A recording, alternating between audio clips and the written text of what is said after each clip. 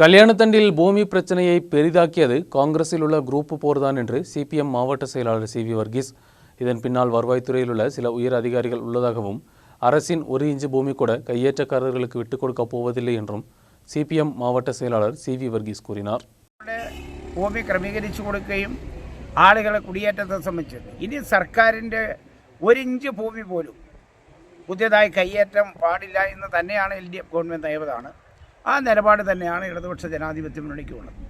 ഇടതുപക്ഷ ജനാധിപത്യ മുന്നണി ഗവൺമെൻറ്റിനെ അപകീർത്തിപ്പെടുത്തുന്നതിന് വേണ്ടി വളരെ ശക്തമായ നിലപാട് സ്വീകരിക്കുന്ന ഉദ്യോഗസ്ഥന്മാർ ഇതിൻ്റെ പിന്നിലുണ്ട്.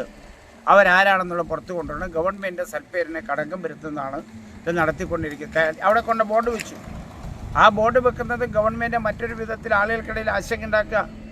അവിടെ 40 വർഷം 50 വർഷം താമസിക്കുന്ന ആളുകൾക്കിടയിൽ ആളുകൾക്ക് പട്ടയമുള്ള ആളുകൾ ഇവിടെയുണ്ട്. അവിടെ വലിയ നിലയിൽ ഗവൺമെൻറ്റിൻ്റെ പണം മുടക്കി അവിടെ റോഡുണ്ടാക്കിയിട്ടുണ്ട്. അവിടെ നിർമ്മാണ പ്രവർത്തനം നടന്നിട്ടുണ്ട്. അതെല്ലാം അവിടെ MP ഫണ്ട് ഉപയോഗിച്ച് PMGC റോഡ് അവിടെ ഉണ്ടാക്കിയിട്ടുണ്ട്. അപ്പോൾ അവിടെ ആ മേഖലയിൽ നിലനിൽക്കുന്നതിന് വേണ്ടി ഒരു പ്രദേശത്ത് പോയി വളരെ വേഗം ബോർഡ് സ്ഥാപിച്ചു കൊടുക്കുക. ഇവിടെ വൻകിട കയ്യേറ്റം സർക്കാരിൻ്റെ സംരക്ഷിത മേഖലയിൽ അതുപോലെ തന്നെ ജൈവ വൈവിധ്യങ്ങളുടെ മേഖലയിൽ കയ്യേറ്റം നടത്തുന്ന അത്തരം ആളുകളെ സഹായിക്കുക, അവർക്ക് പട്ടയം കൊടുക്കുക.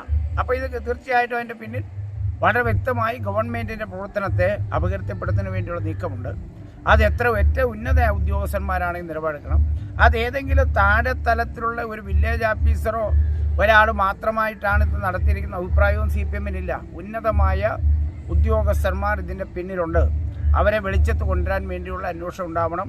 അതുകൊണ്ട് ആ പട്ടയം റദ്ദ് ചെയ്യണം. അവിടെ സർക്കാർ ഭൂമി ഏറ്റെടുക്കണം. അതാണ് അവിടുത്തെ നിലപാട്. കല്യാണത്തണ്ടിൻ്റെ വസ്തുതാപരം അന്വേഷിച്ച് അവിടെ കോൺഗ്രസ് 2 വിഭാഗം തമ്മിലുള്ള തർക്കത്തിൻ്റെ ഭാഗമായി വരുന്നതാണ്. രാഷ്ട്രീയ തർക്കങ്ങളിൽ സർക്കാർ ഉദ്യോഗസ്ഥന്മാർ കക്ഷി ചേരേണ്ട കാര്യമില്ല. അതുകൊണ്ട് വസ്തുതാപരമായി അന്വേഷിച്ച് അവരുടെ രേഖ പരിശോധിച്ച് അവർക്ക് അർഹതപ്പെട്ടതാണെങ്കിൽ ആ ഭൂമി അവർക്ക് കൃഷിക്കാർക്ക് തിരിച്ചു കൊടുക്കണം. മാത്രമല്ല കല്യാണത്തണ്ടിൽ റവന്യൂ ഉദ്യോഗസ്ഥന്മാർ ആഗ്രഹിക്കുന്ന പോലെ ഒരു കയ്യേറ്റം നടക്കുന്ന കാര്യമല്ല ഇത്.